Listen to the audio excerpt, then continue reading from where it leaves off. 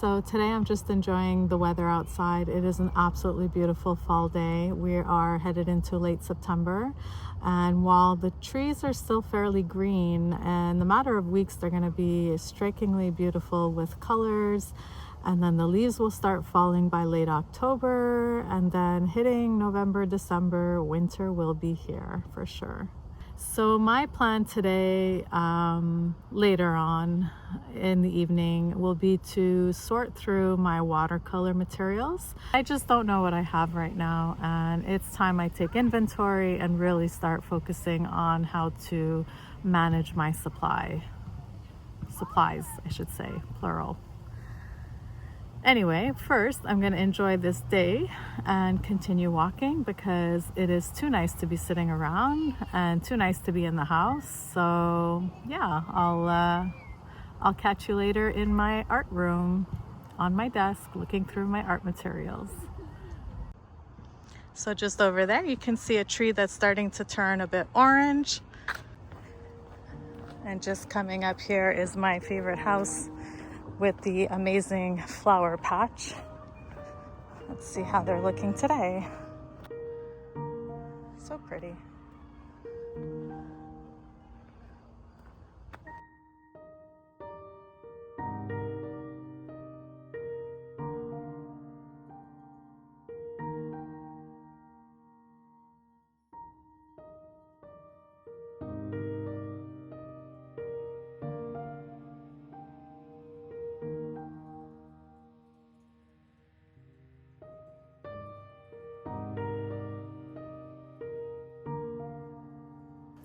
I can't help it. Every time I go by this house, I have to look at their flowers.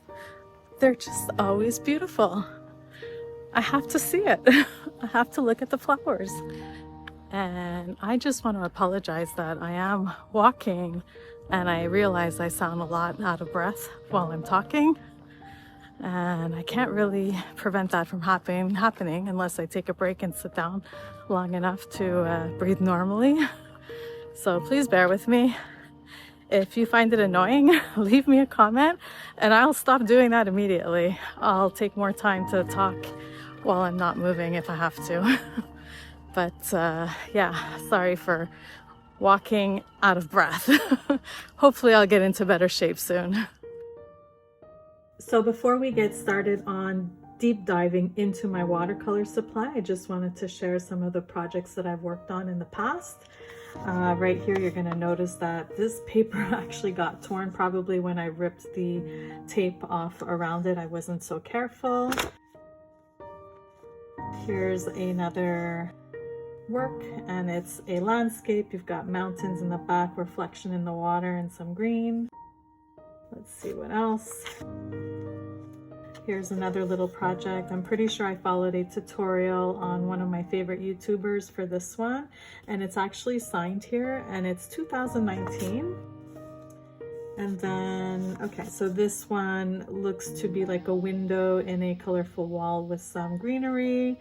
And this I know for sure. I recreated a picture that I took in my travels in Portugal, and I just liked the architecture and I decided to sketch it out and put some color to it.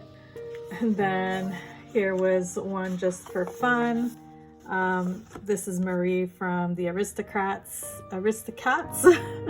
Disney, and here's just some little pretty flowers. Looks like a little wildflower collection. And back here is again another landscape with snowy mountains in the background. I'm pretty sure I followed a tutorial for that as well. But yeah, this is some of my beginner watercolor practice.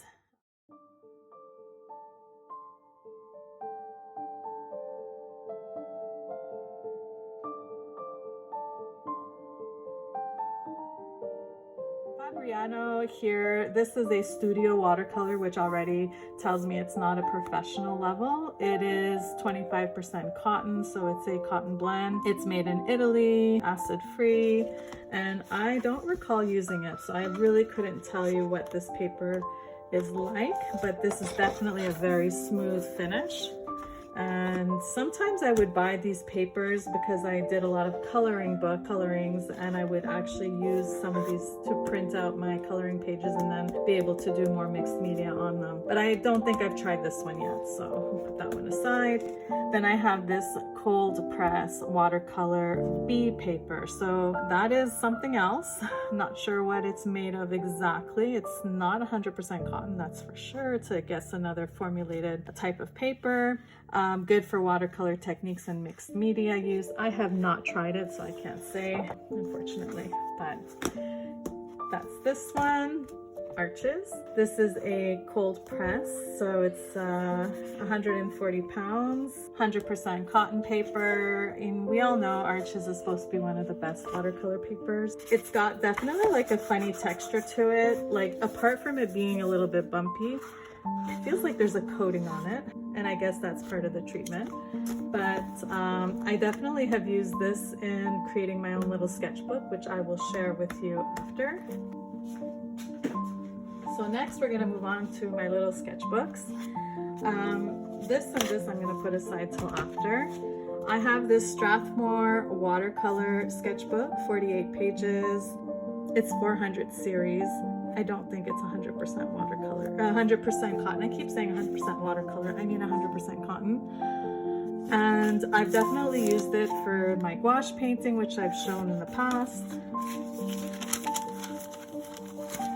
And there's one other watercolor that I did here of these tulips. And of course I didn't have my technique down very well. My paper was wet on wet, and it kind of made things look fuzzy. So something to retry again, but I still like the way it came out. It feels like spring to me. Next I have this moleskin sketchbook, which is supposed to be a watercolor sketchbook for their paper here. I've only got this sketch on it of some plants, house plants I used to have. I don't have anymore because I have my cats. I've given them away to new homes because my cats would destroy them. But yeah, it's nice paper.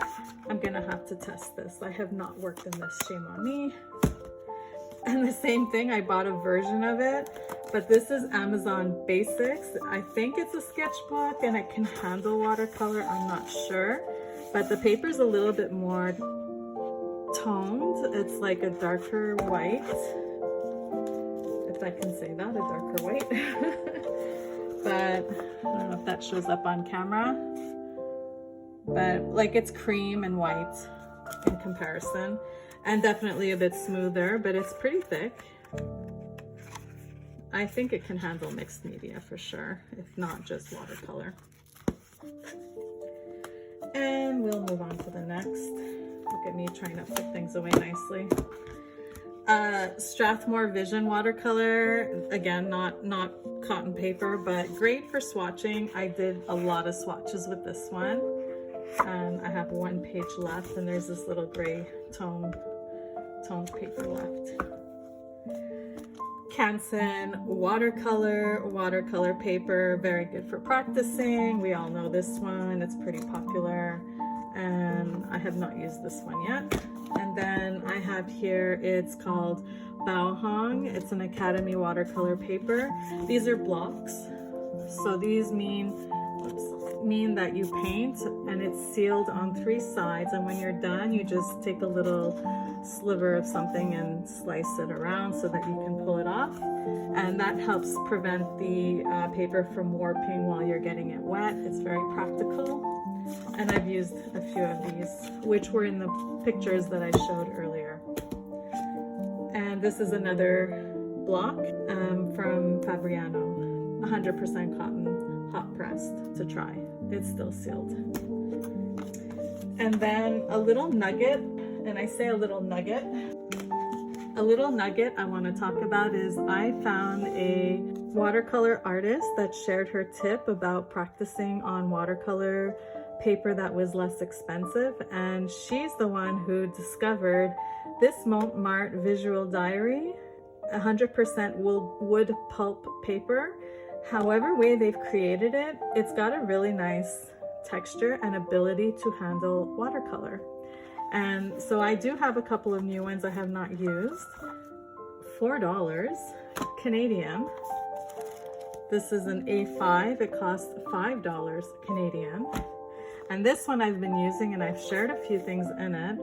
$5 Canadian. It's the A5. And I have a bit of work in here already started. But just to share with you, this is a watercolor demonstration, and this paper got soaked, and I had taped it and definitely soaked it with a lot of water and pigment.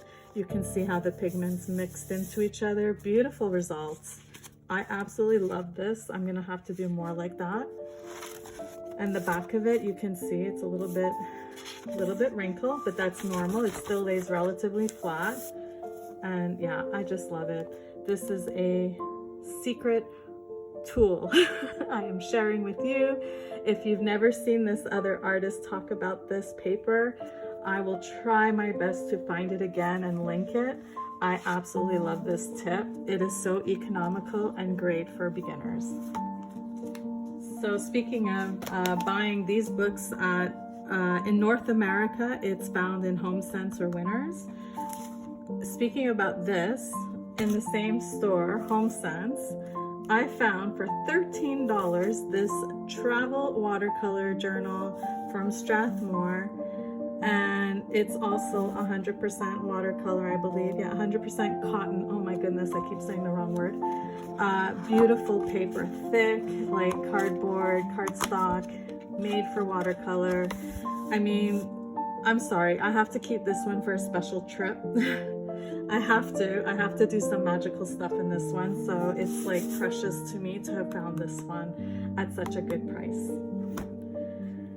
The other thing I wanted to talk, so the arches, I did take out sheets and I did slice them in halves and then sewed them together to make my own little sketchbook. And then I did make this cover, and I could see I need to re-glue it. The glue is not holding in, but I made this cover just out of cardboard with cardstock from scrapbooking that I glued onto it. You can see I just sealed it and glued it.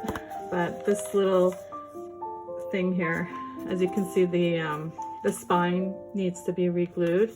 And I did put an elastic with a little emblem on it. So that was like my own makeshift sketchbook. And yeah, there's some stuff in here that I followed from a book that I have, and I'll share that with you as well. This is some examples that the book teaches you how to paint. So that's just some practice. And those cards,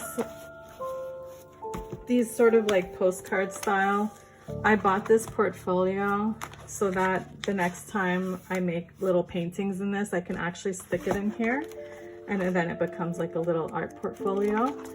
So that's a little tip that I have if you want to preserve your work in a way that you can just go through them after. I don't like having loose papers everywhere, so. And then because of my dream of wanting to do urban sketching one day, I created myself a support to be able to put, you know, either a watercolor block or the papers that the makeshift sketch. I could always put this piece here inside of there to paint. You know, could be doing some sketches like this.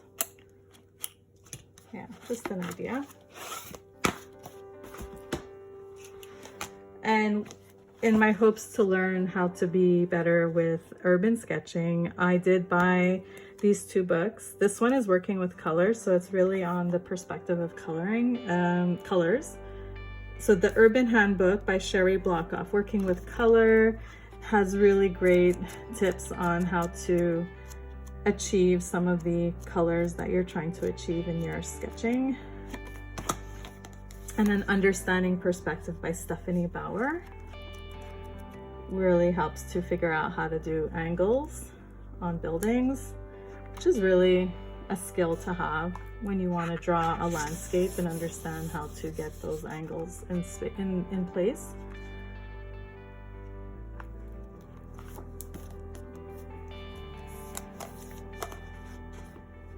Earlier I talked about other books, so available to me, And I did pick up this one at a local shop. This is actually from France. This is a book that has techniques on watercolor, and then there's some you can basically trace some of the images here, and then it has the tutorials on how to paint them. And this is where I followed some of the ones that I showed you. See, I did this one, I've done this one, I've done this one. So that's fun. And it comes with a little magazine as well, painting France and its regions. So similar idea, you can basically trace out the image, and then you have the tutorial on how to paint it, how to render it. Lots of fun. Yeah, next. So we'll move on now to the next category.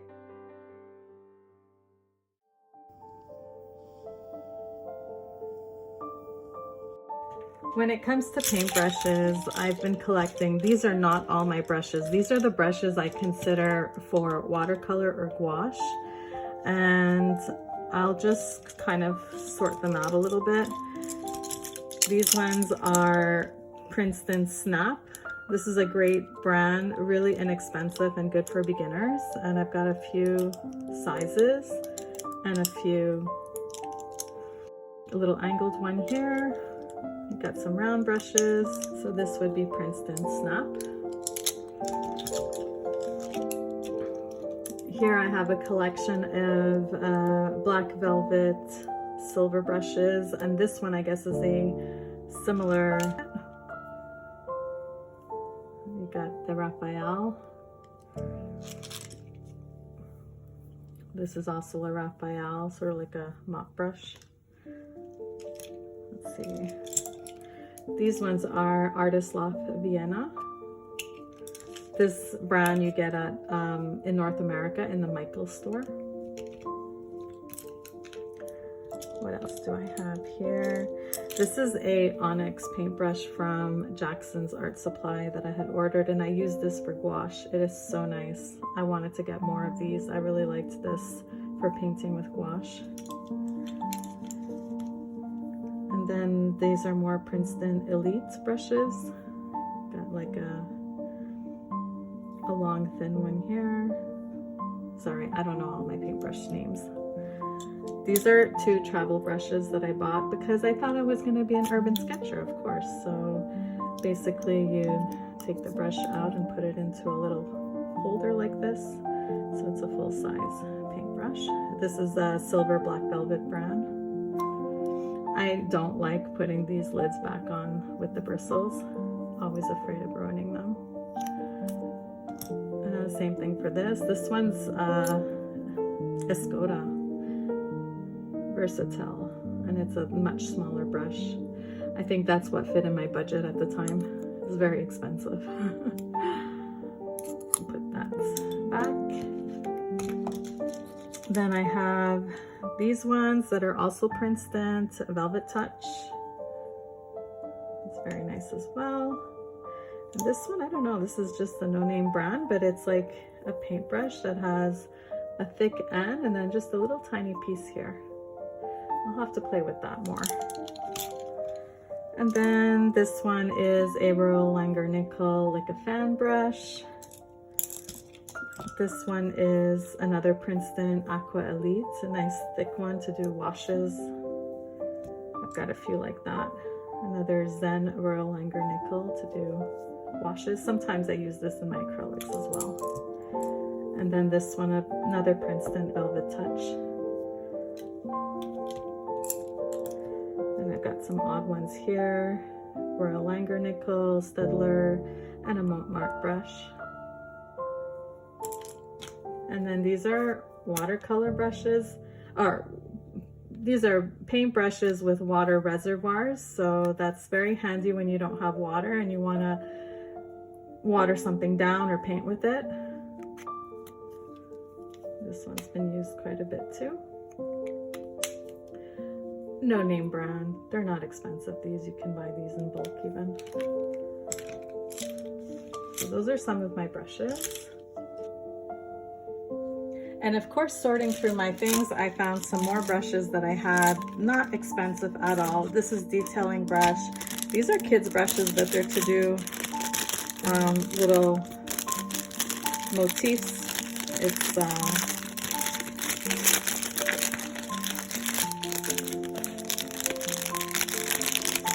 so you can basically do textures with this. You've got a brush that can draw lines, you have a little fan brush, and this I believe is for dabbing into the paint and then creating like little mark making basically. So yeah, pick that up. That's what happens when you start collecting supplies. You see things on sale, you start grabbing things you don't even know if you're going to need. But this is actually more for an acrylic paint, so I could use that for acrylic painting. And then I did have this set of paint brushes, watercolor brushes that came in this box. I have one that's already mixed in with the others that I showed earlier, but there's 2 other sizes still unused. I have another silver black velvet, a Jack Richardson pure red sable, and then these are like 2 squirrel hair, I believe. They're size 12, and a little gray one, Da Vinci. When it comes to watercolor, I bought drawing gum in 2 different brands. This one is called Liquid Frisket, but it's the same. It's for watercolor or ink. And this is supposed to help keep your white spaces. So when you are doing watercolor and you don't want water to touch a certain part of your surface, you would actually draw this onto the space you want to preserve the whites. I have not had luck using it, and I haven't used it much, and these are actually quite a few years old now. I don't know if they're even good. I would have to try it to know if I keep it or if it's no good and has to be discarded. This is just a spritz bottle, a spritz spray. Oh, there's still water in there. So that's just to have on hand if you want to wet your paints. Tape to tape around your paper if you want to preserve a white border. And this is a brush cleaner. I only actually use this brush cleaner for watercolor bristles, especially if it's like natural fine hair stuck to it, making the bristles harder and getting them ruined over time. It just helps to condition the bristles. So I like this brand. It's called the Masters Brush Cleaner, and you can usually find that in art stores anywhere. So this is some small gouaches that I bought. This is Winsor & Newton, and I do have 2 designer whites because I bought an extra one I used in my coloring book. And then these are my M. Graham. These are honey based, and it feels like they're all wanting to come out of their little tubes. I can definitely see paint popping out. And I had to repair this one last time, and it's still leaking. It's not looking very good, and I definitely feel sticky residue. I put these in a little glass jar like this, and I lay them sideways. And I'm gonna put them away right away, and I'm actually gonna go wash my hands because I definitely feel residue on my hands. I'll be right back. All right, continuing with the gouache. And then I bought this one, which is the Holbein gouache, 24 colors. Absolutely love it. Used it just a little bit. I've had this for years as well. The tubes seem to be holding up. I don't see anything coming out of this. Everything's good and sealed. Oh, and I found this Pearl Colors. I believe this also came from my dollar store. I don't think it's anything of good quality, but worth trying someday. All right, let's see how these are holding up. I'm just checking if anything's leaking. All right, we have Rembrandt Chinese whites. And then we have some Daniel Smith, Ultramarine, Burnt Sienna, Prussian Blue. Prussian Blue was actually the first single tube I bought, thinking I could watercolor with one color and practice, and that quickly turned into buying a whole lot of colors.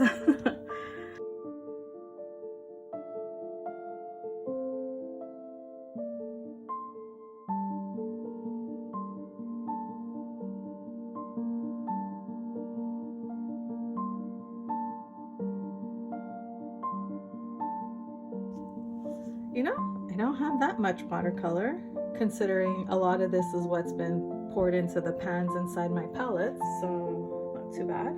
All right, I'm gonna put Daniel Smith all together.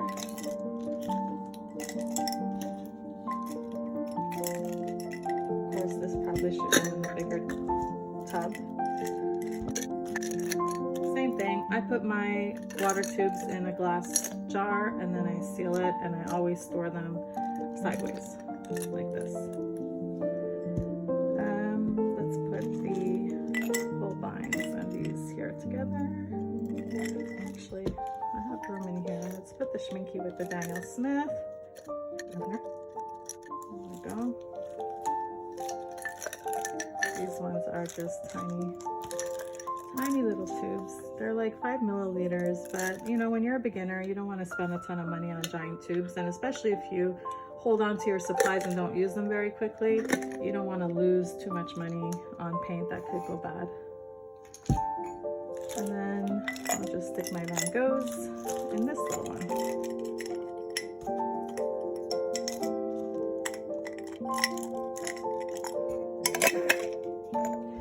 Watercolors, done.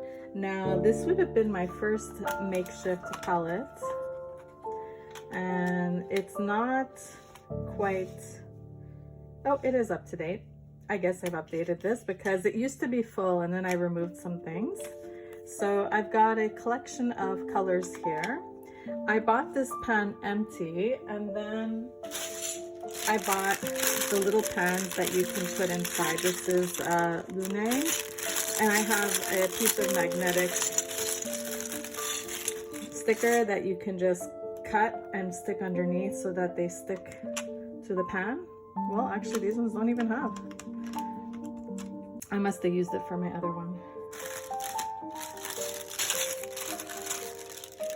Okay, so apart from this palette that I made, I'm going to show you my others. Put that there. I also made these two palettes. This is a Mangio Gallery empty palette that I bought, and then I used the little pans to put inside. If you'd like to see a little bit closer what that looks like.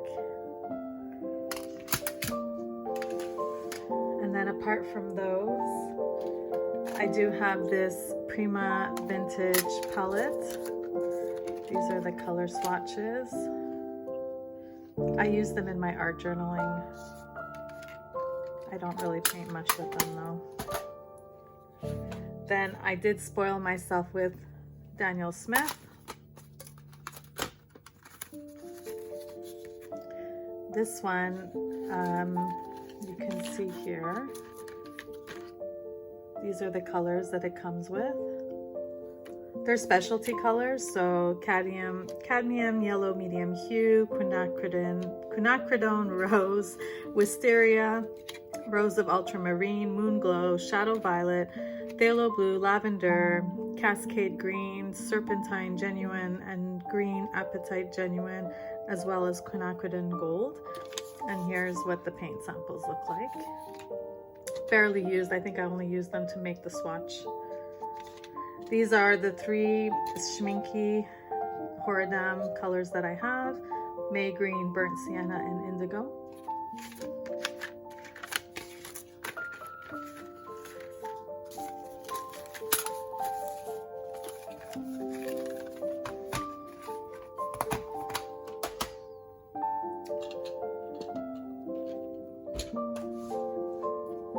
Then I have White Nights. These are White Nights. Yeah, these are White Nights that I bought on sale. Oof, and every time I close this, I end up with these popping out. This is because they didn't get totally dried and they feel sticky, so I think they might have like a honey binder in them. I'm not totally sure. But these are no longer available, so this is the only collection I was able to pick up on sale. I think I spent like $2 Canadian per pan. They were really liquidated hard time. They're beautiful colors, but yeah, no longer a brand we support. And then I have Coliro.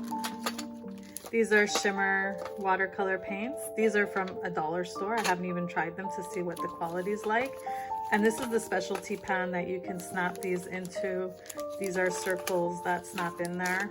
I was expecting to buy more and then I didn't. So yeah, this is just a little watercolor collection here. Another thing I wanted to show is I do have the common Altoids kit with paint pans that you can fill paint. I have a mini candy. It was licorice flavor candy from Italy. Cute little pan to put paint as well. You could put 3 primary colors if you wanted. And then I have this 24 pan watercolor box with a stable brush included. And I wanted to buy this myself. I was traveling with someone and they insisted on buying it for me, and then it just became too precious. I felt bad opening it and using it up. I've had this now for probably well over 5 or 6 years. Eventually I will get into it, but right now it's just too precious for me to use. So yeah. So this is my watercolor collection. From the tubes, I made a couple of homemade pans. I have a few that I've purchased separately. And yeah, I'll just show a little bit what this looks like.